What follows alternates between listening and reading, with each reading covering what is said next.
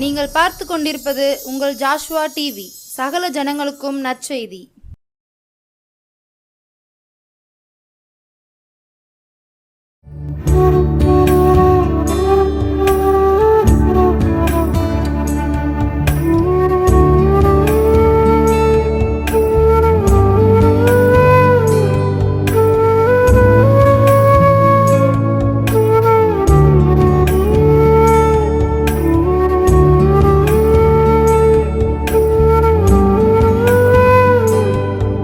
ஆண்டவராகிய இயேசுவின் நாமத்தினாலே உங்கள் யாவரையும் அன்போடு வரவேற்கிறோம். இந்த இயேசுவின் அரவணைக்கும் நேரம் இந்த நிகழ்ச்சிக்கு உங்களை அன்போடு வரவேற்கிறோம். தொடர்ந்து இந்த நிகழ்ச்சியை பாருங்கள். ஆண்டவர் உங்களை ஆசீர்வதிப்பார். இந்த நாளிலும் நாம் சிந்திக்கக்கூடிய ஒரு வசனத்தை உங்கள் மத்தியிலே பகிர்ந்து கொள்ளும்படி நான் ஏவப்படுகிறேன். 119ஆம் சங்கீதம் 71ஆம் வசனம் சொல்கிறது. 119ஆம் சங்கீதம் 71ஆம் வசனம், நான் உபத்திரவப்பட்டது எனக்கு நல்லது, அதனால் உமது பிரமாணங்களை கற்றுக்கொள்ளுகிறேன். பிரியமானவர்களே, சங்கீதக்காரனுடைய இந்த வார்த்தையை நாம் பார்க்கும் பொழுது, இந்த சங்கீத புத்தகம் 119ஆம் சங்கீதம் முழுவதுமாக தேவனுடைய வார்த்தையின் மகத்துவங்களையும் அந்த வார்த்தையினால் கிடைக்கிற நன்மைகளையும், தேவனுடைய வார்த்தை எவ்வளோ முக்கியமானது என்பதையெல்லாம் நாம் அறிந்து கொள்ள முடியும். பிரியமானவர்களே, இந்த இடத்துல சங்கீதக்காரன் குறிப்பிட்டு சொல்லுகிறார், நான் உபத்திரவப்பட்டது நல்லது, அதனால் உம்முடைய பிரமாணங்களை கற்றுக்கொண்டேன் என்று சொல்லுகிறார். நம்முடைய வாழ்க்கையில், நம் அநேகருடைய வாழ்க்கையில் உபத்திரவங்கள் வழியாக தான் கடந்து போகிறோம். ஒரு மனிதனுடைய வாழ்க்கையை ஒவ்வொரு நாளும் ஒவ்வொரு சேலஞ்ச், ஒவ்வொரு சவாலோடு தான் நாம் என்ன பண்ணுகிறோம், கடந்து வருகிறோம். ஒரு நாளைக்கு ஒரு பிரச்சனைகள் இருந்ததுன்னா அடுத்த நாளில் இன்னொரு பிரச்சனைகளை நாம் மேற்கொண்டு அதன் மத்தியில் ஜெயிக்க வேண்டிய ஒரு வழியில் தான் நாம் வருகிறோம். ஆகவே பிரியமான தெய்வ பிள்ளைகளை, இதில் கர்த்தருடைய கிருபை நமக்கு உதவியாக இருப்பதினால் நாம் ஒவ்வொரு நாளிலும் நாம் என்ன பண்ணுகிறோம், தாண்டி வருகிறோம். ஒவ்வொரு காலங்களையும் ஒவ்வொரு நேரங்களிலும் வருகிற ஆபத்துகள், தீங்குகள் எல்லாவற்றுக்கும் கர்த்தர் நம்மை அவருடைய கிருபையினால் விலக்கி காக்கிறார். இந்த இடத்துல சங்கீதக்காரன் குறிப்பிட்டு சொல்லுகிற ஒரு காரியம் என்னவென்றால், நான் உபத்திரவப்பட்டது நல்லது. நீங்கள் அதற்கு முந்தைய வார்த்தைகளை நாம் பார்க்கும் பொழுது 67ஆம் வசனத்தில் நாம் பார்க்கும் பொழுது, நான் உபத்திரவப்படுவதற்கு முன் நான் எப்படிப்பட்டவனாக இருந்தேன், வழிதப்பி நடந்தேன். பாருங்க பிரியமானவர்களே, உபத்திரவப்படுவதற்கு முன் வழிதப்பி நடந்தேன். கர்த்தருக்கு பிரியமில்லாமல் நடந்திருக்கலாம். ஆகவே ஏதோ ஒரு காரியம், ஆனால் அதில் சொல்ல வருகிறது, நான் உபத்திரவப்படுவதற்கு முன் வழிதப்பி நடந்தேன் என்று சொல்கிறார். இப்பொழுதோ உம்முடைய வார்த்தைகளை காத்து நடக்கிறேன், உம்முடைய வார்த்தையை காத்து நடக்கிறேன் என்று குறிப்பிடுகிறார். ஆகவே உபத்திரவப்படுவதற்கு முன்பதாக அவர் வழிதப்பி நடந்தார். ஆனால் உபத்திரவப்படும் பொழுதோ சில பிரமாணங்களை கற்றுக்கொண்டேன் என்று அவர் குறிப்பிடுகிறதை பார்க்கிறோம். பிரியமானவர்களே, கர்த்தர் நம்முடைய வாழ்க்கையில் சில உபத்திரவங்களை அனுமதிக்கிறார். ஆகவே வேதத்தில் நாம் பார்க்கும் பொழுது அநேக தேவ பிள்ளைகள் வாழ்க்கையில் ஏதோ எல்லாமே அவர்களாக உயர்வது கிடையாது. உபத்திரவத்தின் வழியாக, சோதனையின் வழியாக, சில போராட்டங்கள் வழியாக, சில பாடுகளின் வழியாக தான் அவர்கள் கடந்து வருகிறார்கள். கர்த்தர் அப்பேற்பட்ட ஒரு நிலையிலிருந்து தான் அவர்களை உயர்த்துகிறதை நாம் பார்க்கிறோம். பிரியமானவர்களே, அப்போது கர்த்தர் நம்முடைய வாழ்க்கையில் சில உபத்திரங்கள் வருகிறது என்றால் நாம் அதில் சில ஆண்டவருடைய செயலை நாம் கற்றுக்கொள்ள முடியும். அல்லேலூயா. ஒரு வியாதியின் நேரத்தில் நாம் என்ன பண்ணுவோம், ஒரு தேவையின் நேரத்தில் அநேகருடைய வார்த்தைகளை நம்பியிருப்போம். அநேகர் நமக்கு உதவி செய்வார்கள், நம்மை வந்து பார்ப்பார்கள் என்று நம்பியிருப்போம். ஆனால் ஒன்றுமே நடக்காது. ஆனால் உங்களையும் என்னையும் படைத்த ஒரு தேவன் நம்மோடு கூட இருக்கிறார். அவர் மாத்திரமே நம்முடைய ஆபத்தில் உதவுகிற தேவனாக அவர் இருக்கிறார் என்பதை நாம் பார்க்கிறோம். பிரியமானவர்களே, நாம் பார்க்கும் பொழுது அதே சங்கீதக்காரன் சொல்லுகிறார், 118வது சங்கீதம் 5ஆம் வசனத்தில் அவர் குறிப்பிடுகிறார், நெருக்கத்திலே நான் கர்த்தரை நோக்கி கூப்பிட்டேன். பிரியமானவர்களே, நெருக்கத்திலே நான் கர்த்தரை நோக்கி கூப்பிட்டேன் என்று குறிப்பிடுகிறார்.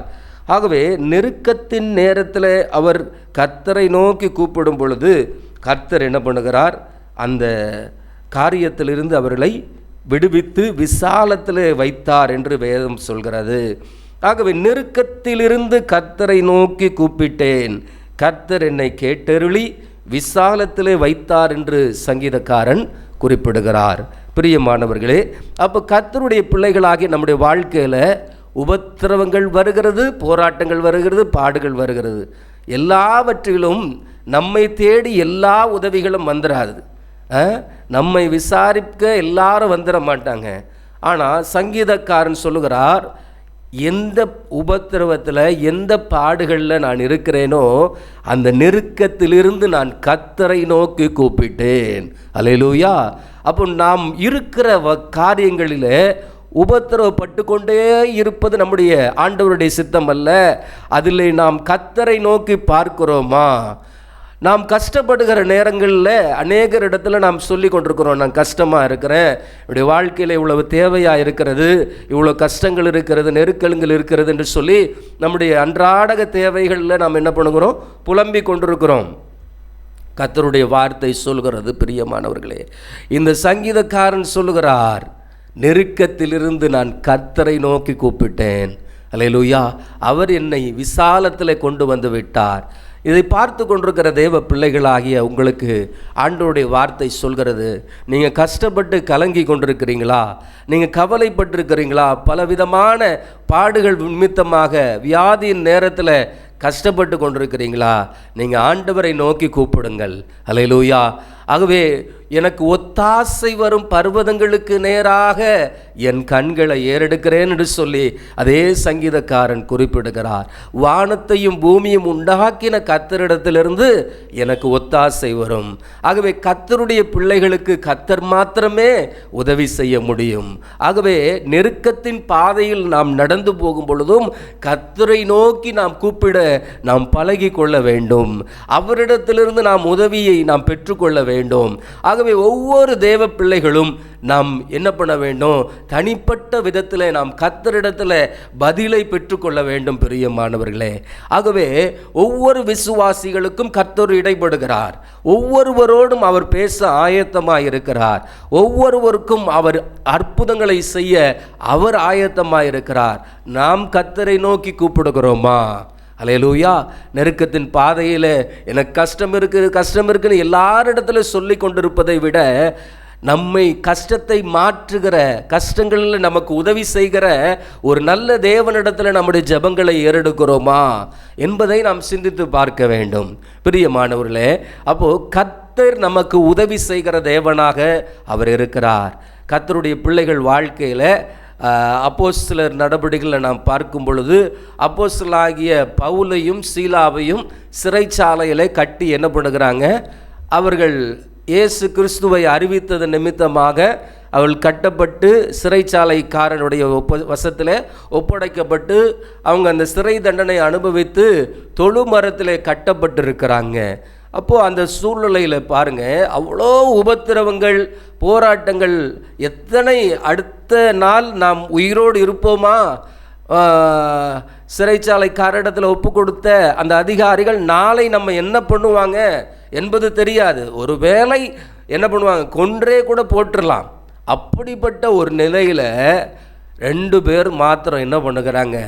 கர்த்தரை உயர்த்தி ஸ்தோத்தரித்து அவரை ஆராதித்து மகிமைப்படுத்தி அவரை ஸ்தோத்தரித்து கொண்டிருக்கிறாங்க. பிரியமானவர்களே, பாருங்கள், எத்தனை பேருடைய வாழ்க்கையில் நாளைக்கு நாம் மரிச்சிருவோன்னு சொன்னால் இப்போ நம்முடைய இருதயத்தில் முந்தின நாள் பாட்டு வருமா இல்லை அழுக வருமா? ஆனால் அந்த தேவ பிள்ளைகள் கர்த்தரை உயர்த்தி மகிமைப்படுத்தி கொண்டிருந்தார்கள். ஆகவே நெருக்கத்திலே நாம் கர்த்தரை நோக்கி கூப்பிட நாம் பழகி கொண்டோமானால் எத்தனை விதமான அக்கினி சூளைகள் நமக்கு முன்பாக வந்தாலும் அதன் மத்தியிலும் விடுவிக்கிற ஒரு தேவன் நமக்காக இறங்கி வருவார். அல்லேலூயா.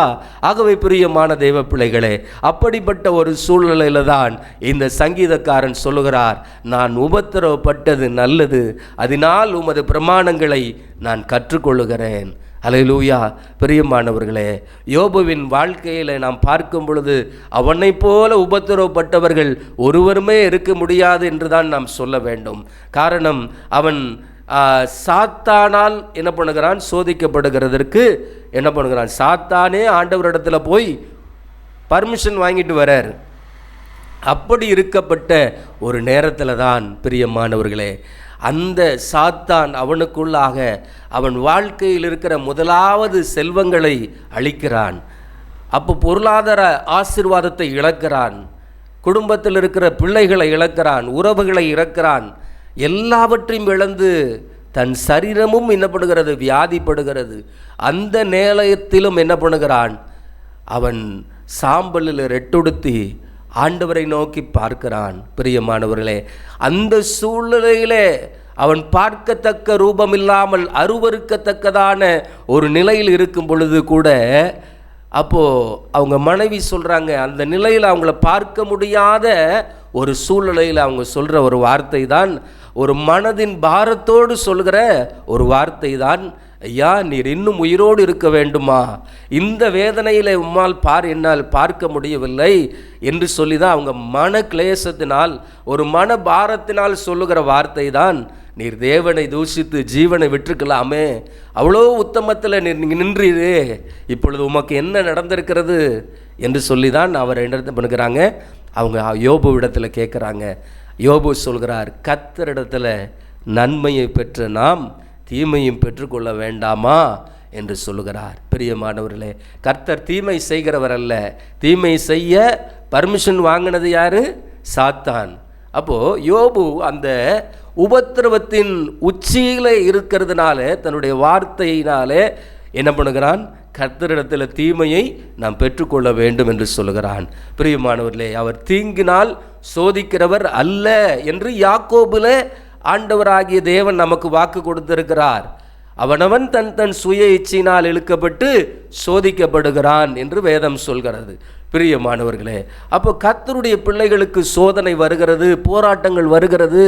அப்போ எல்லா நாட்களும் ஒரு சந்தோஷமாக இருக்கும் என்று சொல்ல முடியுமா அப்படின்னா இருக்கும். ஆனால் கர்த்தருக்குள்ளாக இருக்கிற சந்தோஷத்துக்குள்ளாக நாம் இருக்கிறோம். ஆகவே தான் அப்போஸ்தலனாகிய பவுல் சொல்லுகிறார், எத்தனை சோதனைகள் வந்தாலும் நான் மனரம்மியமாய் இருக்க கற்றுக்கொண்டேன் என்று குறிப்பிடுகிறார். அப்போஸ்தலனாகிய பவுலுடைய வாழ்க்கையில் அவன் உபத்திரவத்தின் வழியாக அவர் வந்ததை நாம் பார்க்கிறோம். பிரியமானவர்களே, அந்த உபத்திரவம் அவருடைய வாழ்க்கையில் கிறிஸ்துவுக்காக அவர் என்ன பண்ணுகிறார், மேன்மையாக எண்ணுகிறார்.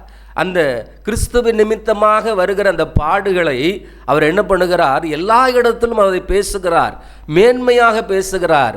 நான் கிறிஸ்துவுக்காக நான் பாடுபட்டேன் என்பதை அவர் பெருமையாக பேசுகிறதை நாம் பார்க்கிறோம். காரணம், கிறிஸ்துவுக்காக என் ஜீவனையே நான் அர்ப்பணித்து வாழுகிறேன். அல்லேலூயா. நான் கிறிஸ்துவுக்காக பாடு அனுபவிக்கிறேன், ஒருவேளை நான் மரித்தாலும் நான் கிறிஸ்துவோடு இருப்பேன் என்ற முழு நிச்சயம் அவருக்குள்ளாக இருந்ததுனால அவர் எல்லா இடங்களிலும் ஆண்டவருடைய சுவிசேஷத்தை அறிவித்து கொண்டே இருக்கிறார். பாருங்க, அவர் மேல அந்த அழைப்பு இருப்பதனால, தேவன் அழைத்து அந்த ஊழியத்தில் அவர் பயன்படுத்தியதுனால அத்தனை உபத்திரவங்கள் வந்தாலும் அவர் காப்பாற்றப்படுகிறார். அவர் தொழுமரத்தில் கட்டி அடித்து போடும் பொழுதும் கூட அவர் காப்பாற்றப்பட்டு அந்த சிறைச்சாலையுடைய குடும்பமே காப்பாற்றப்பட்டது. கிறிஸ்துவை அறிந்து கொண்டு அந்த ஜீவ பாதைகளை அவர்களுக்கு அறிவிக்கும்படியாக பவுல் மூலமாக கர்த்தர் என்ன பண்ணுகிறார், திட்டமிடுகிறார். அதே திட்டம் அவர் வாழ்க்கையில் நிறைவேறி கொண்டிருந்தது. பாருங்க பிரியமானவர்களே, அவர் கைது செய்யப்பட்டு ஒரு தீவில் அவர் கொண்டு போகப்படும் பொழுது அந்த கப்பல் சேதத்தினால கப்பல் உடைக்கப்பட்டு எல்லாம் அவர்கள் தண்ணீரிலே குதித்து தண்ணீரிலே நீந்தி கொண்டு கரைக்கு வந்தாங்க. இப்படி அவங்க கரைக்கு வந்து என்ன பண்ணுகிறாங்க, ஒரு தீவில் தஞ்சம் அடையும் பொழுது அந்த இடத்துல விறகுகளை பொறுக்கி கொண்டு வந்து அவங்க நெருப்பு மூட்டும்படியாக அந்த இடத்துல பவுல் என்ன பண்ணுகிறார், கடந்து செல்கிறார். அப்போ விறகுகளை பொறுக்கும் பொழுது அங்கே இருக்கிற ஒரு விஷப்பூச்சி அவருடைய கரங்களிலே கவ்வி கொண்டது, கடித்து விட்டது. அப்போது அதை என்ன பண்ணுகிறார், அவர் உதறி தள்ளி விடுகிறார். அப்போ அங்கே இருக்கிற எல்லா மக்களும் இவருக்கு தஞ்சம் கொடுத்தாங்க இல்லையா, அந்த மக்கள் எல்லாம் சொல்கிறாங்க, இவர் கைது செய்யப்பட்டு வந்திருக்கிறார். ஏதோ ஒரு பாவத்தினால தான் இவங்க என்ன பண்ணுகிறார், கைது செய்யப்பட்டு வந்திருக்கிறார். அந்த சாபம் இங்கு வந்து கூட விடவில்லை. ஆகவே இந்த சர்ப்பம் என்ன பண்ணுகிறது, அவரை கடித்து விட்டது என்று சொல்லி எல்லாரும் பார்க்குறாங்க. இன்னும் கொஞ்ச நேரத்தில் இந்த பவுல் மரிச்சிருவார் அப்படின்ட்டு எல்லாரும் பார்க்குறாங்க. ஆனால் இந்த பவுல் அதை உதறிவிட்டு தன் வேலையை பார்க்கிறார். எல்லாரும் உற்று பார்க்குறாங்க. கொஞ்ச நேரத்தில் அவருக்கு ஒன்றும் ஆகலன்னொன்னே எந்த மக்கள் இவர் செத்துருவார், இவர் சாபம் உள்ளவர் என்று சொன்னார்களோ அதே மக்கள் இவர்கள் தேவன் என்று சொல்கிறார். அல்லேலூயா. இவர் தேவர்கள் போல இருக்கிறார்கள் என்று சொல்லி அவர்களை பணிந்து கொள்ள ஆரம்பிக்கிறாங்க. பவுல் சொல்லுகிறார், ஐயா நாங்கள் தேவர்கள் அல்ல என்று சொல்லி அவர்களுக்கு சொல்லுகிறார். அப்போ பாருங்க பிரியமானவர்களே, அப்போ தேவனுடைய திட்டம் ஒரு மனிதன் மேலே இருக்கும் பொழுது, தேவனுடைய அழைப்பு ஒரு மனிதன் மேலே இருக்கும் பொழுது, எத்தனை முறை அவன் பாடுபட்டாலும் கர்த்தர் காப்பாற்றி அவர்களை இருக்க வேண்டிய லக்கிலே கர்த்தர் அவர்களை நடத்துகிறார். ஆகவே அவர்கள் நடக்க வேண்டிய வழிகளிலே அவர்களை நடத்துகிறார். அத்தனை பாடுகள் உபத்திரவங்கள் வரும்பொழுது கூட கர்த்தரை விட்டு இந்த பவுல் விலகவில்லை. அல்லேலூயா. அத்தனை நிருபங்களை நமக்கு எழுதி வைத்திருக்கிறார்.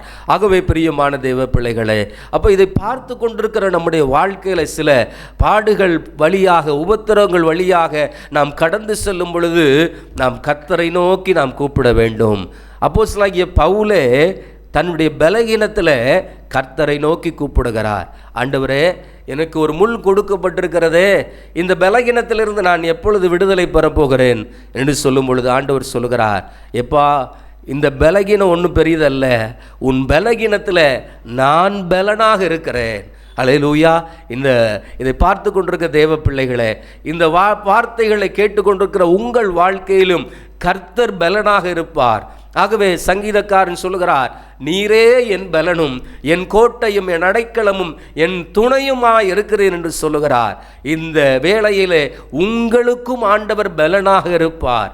ஆகவே உபத்திரவத்தின் பாதையில் நான் போகிறேன் என்று சொல்லி கலங்கி இருக்க வேண்டாம். சில கடன் என்ற உபத்திரவத்தின் வழியாக, சில பாடுகள் வழியாக, சில நிந்தைகள் வழியாக நீங்கள் கடந்து போகலாம். ஆனால் இந்த வேளையில் கர்த்தரை நோக்கி நீங்கள் பாருங்கள்.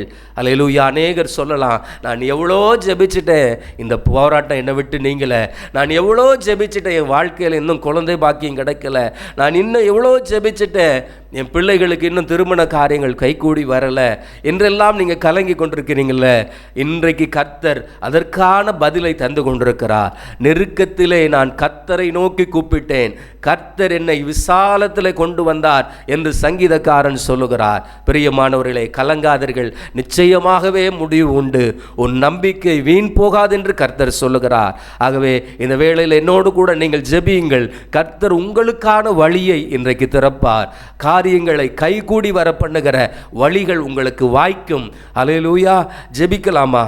அன்பின் பரலோக பிதாவே, இந்த நல்ல வேளைக்காக உம்மை நன்றியோடு உம்மை துதிக்கிறேன் அப்பா. ஆண்டவரே, இந்த வேளையிலும் கூட அருமையான தேவ பிள்ளைகள் ஆண்டவரே, இந்த தொலைக்காட்சிக்கு முன்பதாக இருந்து ஜெபிக்கிற பிள்ளைகளுக்காக உம்முடைய பாதத்தில் ஜெபிக்கிறேன். இந்த யூடியூப்பில் பார்க்குற பிள்ளைகளுக்காக ஜெபிக்கிறோம் ஆண்டவரே. அவர்கள் வாழ்க்கையில் நெடு நாட்கள் ஏற்பட்டு கொண்டிருக்கிற இந்த பாடுகளின் வழியாக, உபத்திரவத்தின் வழியாக கடந்து வருகிற தேவ பிள்ளைகளுக்கு ஒரு முடிவு உண்டாகட்டும் சுவாமி. ஆண்டவரே, பலகீனத்திற்கு ஒரு முற்றுப்புள்ளி உண்டாகட்டும். இன்றிலிருந்து ஒரு புதிய ஜீவன் உண்டாகட்டும் ஆண்டவரே. பரிசுத்த ஆவியானவருடைய பிரசன்னம் உடைய பிள்ளைகள் வாழ்க்கையில நிரப்பப்படும்படியாய் ஜெபிக்கிறேன் அப்பா. ஆண்டவரே, கண்ணீரின் பாதையிலே தவித்து கொண்டிருக்கிற தேவ பிள்ளைகள் வாழ்க்கையில ஆண்டவரே ஒரு புதிய வழிகள் திறக்கப்படும்படியாய் ஜெபிக்கிறேன் ஆண்டவரே. அற்புதமாய் உடைய பிள்ளைகள் வாழ்க்கையில விடுதலை செய்து ஆண்டவரே நீர் ஆசீர்வதிங்க தகப்பனே. ஆண்டவரே, நெருக்கத்தில் இருக்கிற பிள்ளைகள் எத்தனை குடும்பங்கள் அப்பா ஆண்டவரே கட்டுகளோடு இருக்கிறதை பார்க்கிறேன் அப்பா.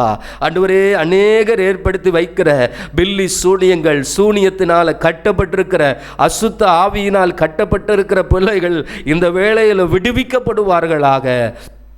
அந்த குடும்பத்தை விட்டு அந்த அசுத்த ஆவி இயேசுவின் நாமத்தினால விலகி ஓடட்டும். ஒரு அக்கினியின் வல்லமை அந்த குடும்பத்தின் மீது இப்பொழுதே இறங்கி கொண்டிருப்பதற்காக நன்றி செலுத்துகிறேனப்பா. ஓ ஹல்லேலூயா.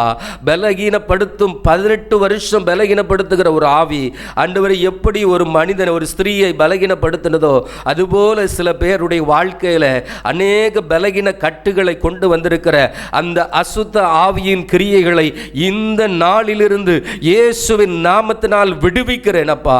அது விலகி போகட்டும். அந்த கட்டுகள் விடுவிக்கப்படுவதாக இயேசுவின் நாமத்தினால. இதை பார்த்து கொண்டிருக்கிற தேவ பிள்ளைகளுக்குள்ளாக ஒரு புதிய ஜீவன் உண்டாகுவதாக. ஒரு பரிசுத்த ஆவியானவருடைய பிரசன்னம் இறங்கும்படியாக ஜெபிக்கிறேன் ஆண்டவரே. ஹல்லேலூயா. விடுவிக்கப்படட்டும் ஆண்டவரே. நம்முடைய பிள்ளைகள் சுகமாய் வாழ்வார்களாக. எல்லா சத்துரு கொண்டு வருகிற போராட்டங்களிலிருந்து விடுவிக்கப்பட்டு நம்முடைய பிள்ளைகள் உயர்ந்து ஆசீர்வதிக்கப்படுவார்களாக.